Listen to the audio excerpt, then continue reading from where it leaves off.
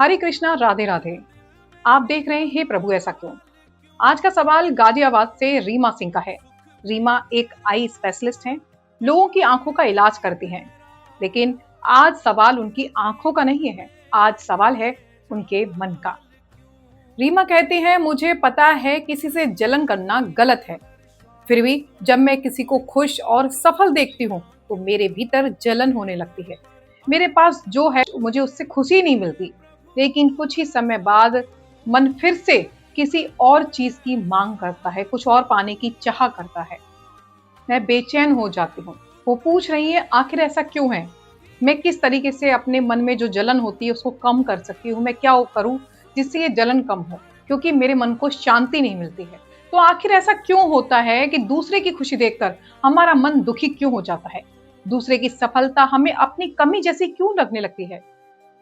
और सबसे बड़ा सवाल, जब हमारे पास बहुत कुछ है तो भी फिर मन कुछ और चाहिए की भूख खत्म क्यों नहीं करता। तो क्या कमी हमारे मन में है या हमारी जिंदगी में है, और क्या भगवान का नाम इस जलन, तुलना, असंतोष से हमारे मन को मुक्त कर सकता है। आइए आज रीमा के सवाल के बहाने अपने ही मन का आईना देखते हैं।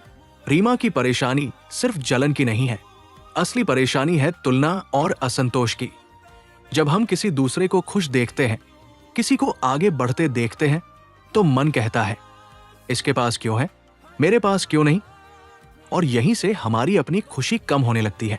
लेकिन याद रखिए, दूसरे की जिंदगी आपकी जिंदगी का पैमाना नहीं है। किसी की सफलता देखकर अगर आपके भीतर जलन पैदा होती है तो उस इंसान से नहीं, अपने मन से सवाल कीजिए, क्योंकि जलन अक्सर ये बताती है कि हम दूसरे की उपलब्धि देख रहे हैं लेकिन अपनी उपलब्धियों को भूल गए हैं। रीमा कहती है मेरे पास जो है उससे कुछ समय खुशी मिलती है, फिर मन किसी और चीज को पाने के लिए बेचैन हो जाता है। यही मन की सबसे बड़ी समस्या है।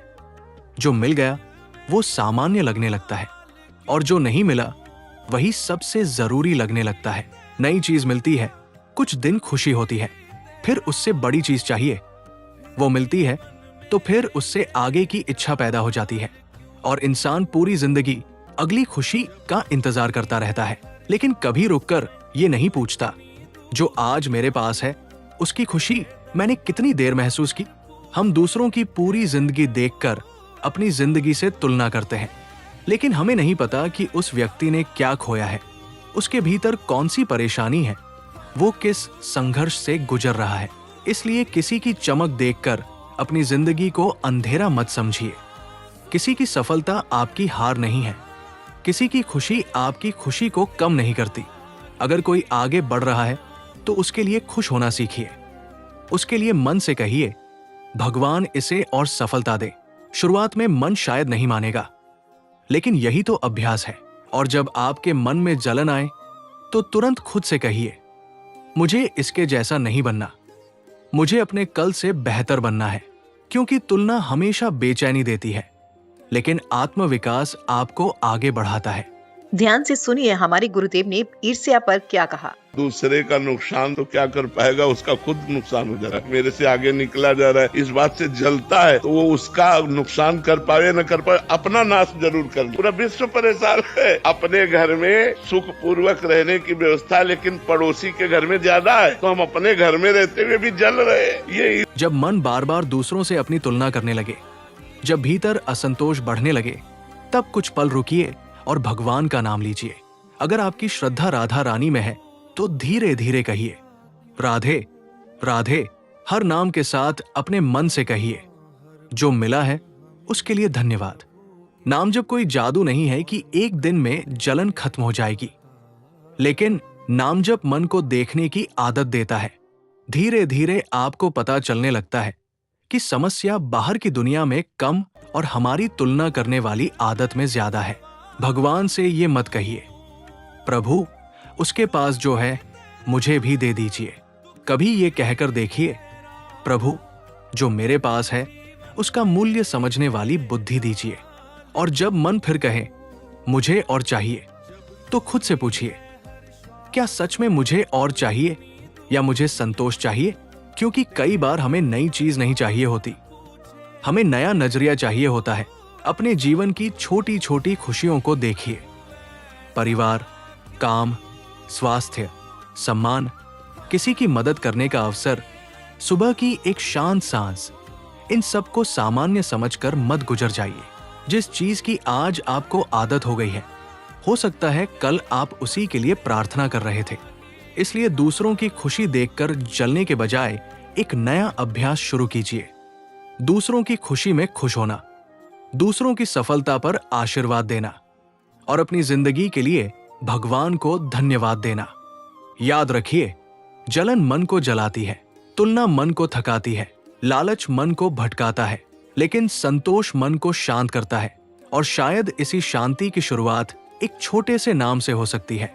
राधा, राधा, राधा, राधा। रीमा का सवाल हमें यही सिखाता है। जिंदगी में सब कुछ पाने से संतोष नहीं मिलता, जो मिला है उसकी कीमत समझने से संतोष आता है। और जिस दिन दूसरे की खुशी देखकर आपके मन में जलन नहीं बल्कि खुशी पैदा होने लगेगी, समझिए उस दिन आपने सिर्फ किसी दूसरे को नहीं, अपने मन को जीत लिया। तो रीमा का सवाल सिर्फ जलन का नहीं है, हमारे मन के असंतोष का सवाल है। दूसरों की खुशी देखकर अगर मन में जलन उठती है तो खुद को बुरा इंसान समझने से पहले अपने मन को समझिए। याद रखिए, दूसरे की खुशी आपकी खुशी कम नहीं करती है। जिस दिन हम तुलना छोड़कर धन्यवाद सीख लेंगे, कृतज्ञता सीख लेंगे, उसी दिन मन की बहुत सारी बेचैनी खत्म होने लगेगी। हमारे गुरुदेव कहते हैं, जब किसी से जलन हो तो सामने वाले में ईश्वर को देखो, क्योंकि ईश्वर से जलन नहीं प्रेम होता है। जिस दिन हम अपनी आंखों का चश्मा बदल देंगे 100%, उस दिन हमारे देखने का नजरिया भी बदल जाएगा। मैं उम्मीद करूंगी रीमा जी, आपको अपने प्रश्न का उत्तर मिल गया होगा। अगर आपके मन में भी कोई प्रश्न है तो आप हमें मेल के माध्यम से अपना प्रश्न भेज सकते हैं। हमारी मेल आईडी है thebhaktiwordofficial@gmail.com। मिलते हैं अगले एपिसोड में, तब तक के लिए हरे कृष्णा, राधे राधे।